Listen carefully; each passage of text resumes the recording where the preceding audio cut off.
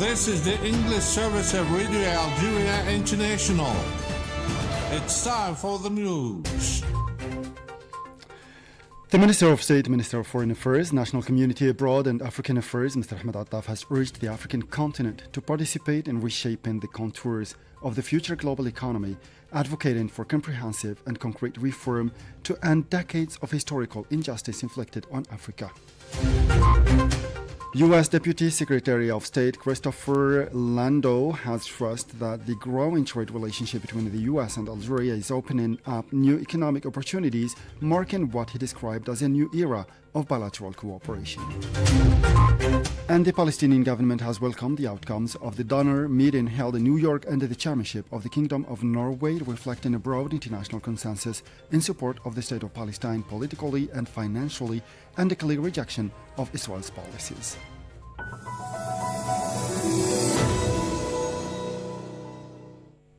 Those were the headlines, and now the news in detail from Radio Algeria International. First in our news, the Minister of State, Minister of Foreign Affairs, National Community Abroad and African Affairs, Mr. Ahmed Attaf, has participated in New York in the G20 ministerial meeting as part of the general debate of the United Nations General Assembly. Algeria's participation in this meeting comes at a special invitation of the Republic of South Africa, which holds the rotating presidency of the G20. The meeting is also part of the preparations for the G20 summit, scheduled for next November in Johannesburg, which will be reinforced by Algeria's participation as a special guest. In his speech at the ministerial meeting, the Algerian foreign minister urged the African continent to participate in reshaping the contours of the future global economy, advocating for comprehensive and concrete reform to end decades of historical injustice inflicted on Africa. Let's listen to the Algerian Minister of Foreign Affairs, Ahmed Attaf. We must unite to preserve what will be described as humanity's most precious and sacred legacy, including in particular the United Nations and all it represents in terms of international law, mediation and global cooperation. The growing awareness of the injustices and imbalances of current global governance must be followed by concrete reforms. Africa must no longer be on the sidelines of the world. Africa has its place to contribute to shaping the global economy. It is necessary to secure its place and strengthen all the efforts being made so that Africa is not left behind. The ongoing revolution that aims to reshape the global economy in critical areas such as digitalization, robotics, technology, artificial intelligence. Meanwhile, Algerian Foreign Minister Ahmed Attaf reiterated during the meeting of the G77 of the Group of 77 the need to enshrine the principle of equitable representation of developing countries in various international institutions, stressing that the 1964 Algiers Constitutive Charter remains a reference for cooperation and coordination among the countries of the group.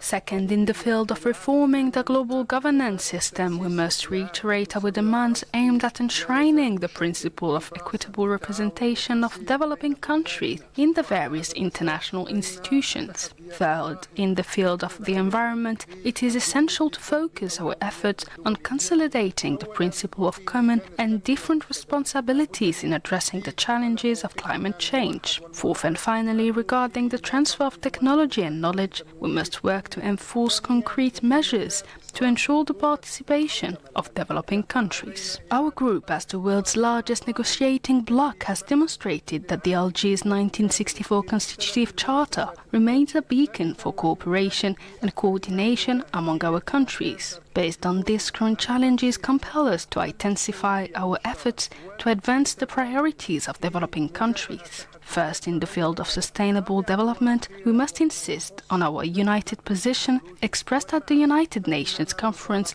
on Development Financing.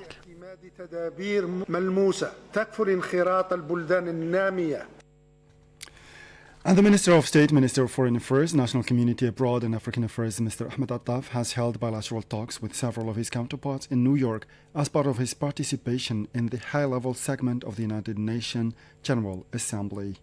According to a ministry statement, Mr. Attaf met with the Minister of Foreign Affairs of the Sultanate of Oman, Mr. Badr bin Hamid Al Busaidi, the Minister of Foreign and European Affairs of the Republic of Croatia, Ms. Golden Girl Ramdan, and the Minister of Foreign Affairs of the Swiss Confederation, Mr. Ignacio Cassis, and U.S. Undersecretary of State, Mr. Christopher Lando.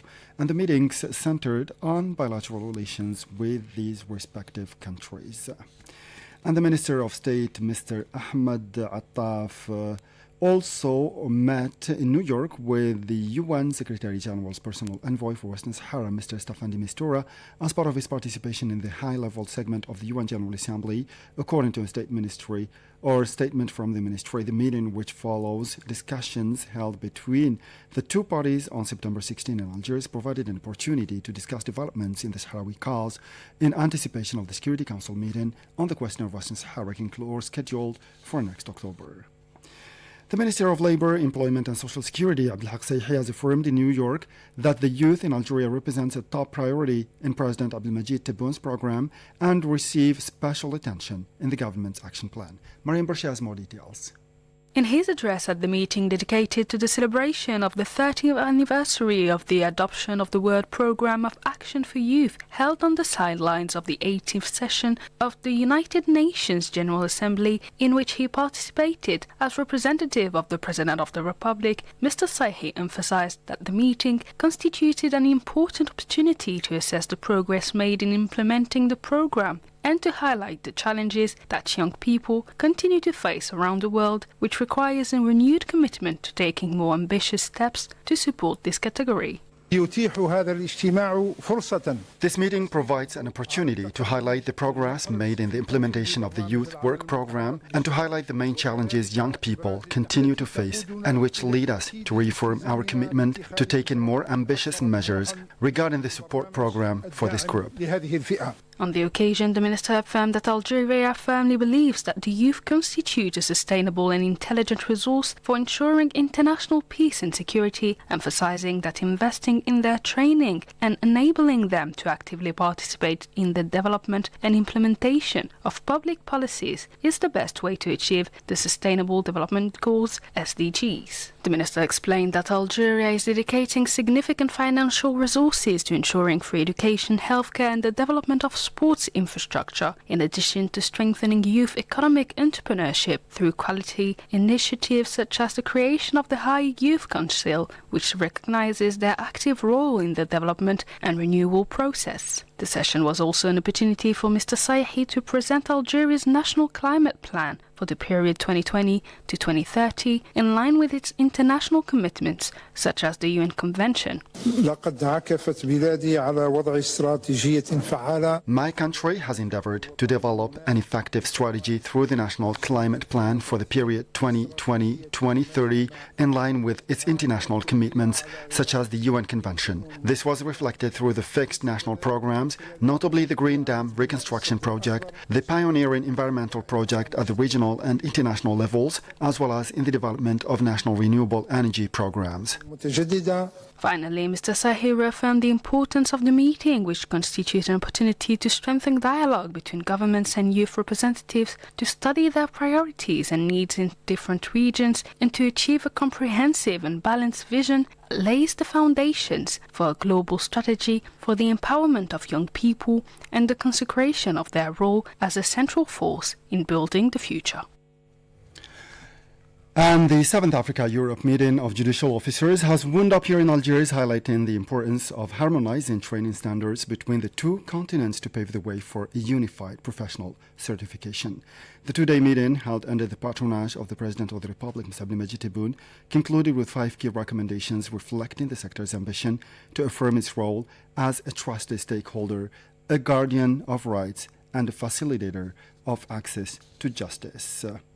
The Speaker of the International Union of Judicial Officers, Mark Smith, stressed that the discussions led to concrete commitments reflected in the Algiers recommendations, which provide a clear roadmap for a shared future. Let's listen to Mr. Schmitz.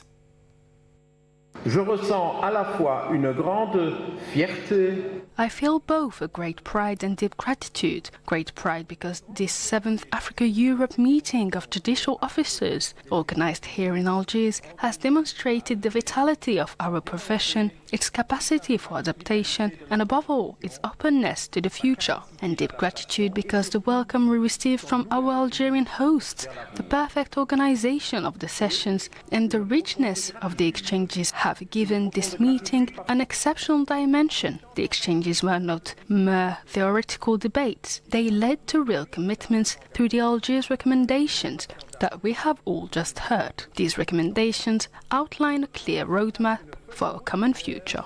Pour un avenir commun.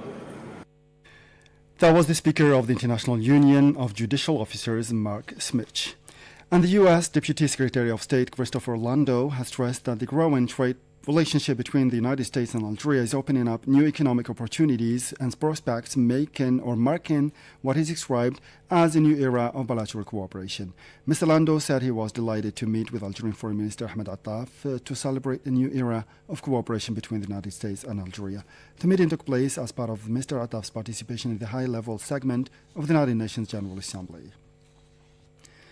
The Minister of Health, Mr. Mohammed Sadiq Ait Masoudan, has received the advisor to the Slovenian Prime Minister in charge of development, cooperation and humanitarian aid, Ms. Moshka Sikilestatos, with whom discussed the need to raise health cooperation to higher levels. The meeting held as part of the efforts to strengthen ties of friendship and cooperation between Algeria and Slovenia was an opportunity to affirm the common will to promote bilateral relations and open up new prospects for partnership in the best interests of the two friendly peoples.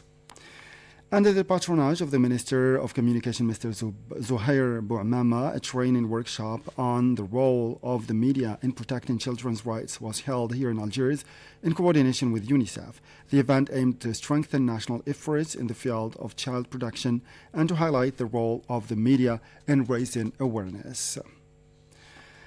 And shifting now to the Middle East, where the Palestinian government has welcomed the outcomes of the Nara meeting held on Thursday in New York under the chairmanship of the Kingdom of Norway, which reflected a broad international consensus in support of the state of Palestine politically and financially, and a clear rejection of Israel's unilateral policies, particularly its continued withholding of Palestinian tax revenues.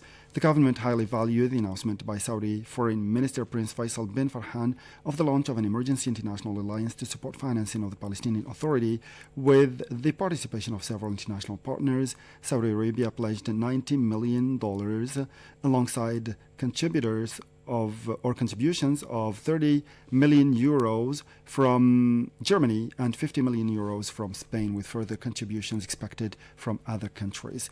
This came as over 47 Palestinians were killed and 142 others were injured in the Gaza Strip over the last 24 hours as a result of the ongoing Israeli genocide in the region, according to medical sources. Hospitals also reported that 5 aid seekers were killed by Israeli shelling and gunfire during the same reporting period, raising the death toll among aid workers to 2,543 since March 2025, with 18,614 others injured. And former French President Nicolas Sarkozy was sentenced to 5 years in jail for criminal conspiracy and over attempts to raise campaign funds from Libya or a speculative downfall for the conservative who led France from 2007 to 2002. The sentence, which will soon make Sarkozy the first post-war president of France to be imprisoned, was harsher than many expected and stunned allies and foes alike. As he exited the courtroom, Sarkozy, visibly moved, expressed his outrage and at what he said was a scandalous ruling. And with this last piece of news, we come to the end of this news bulletin. Time now for our weekly program, starting with our colleague Hannah Dalil, and it will be followed by another program by our colleague Mohammed Bozwan. As for me, I'll meet you again tomorrow for a fresh edition of our news bulletin in English. Until then, stay tuned to Radio Algeria International, and bye-bye for now.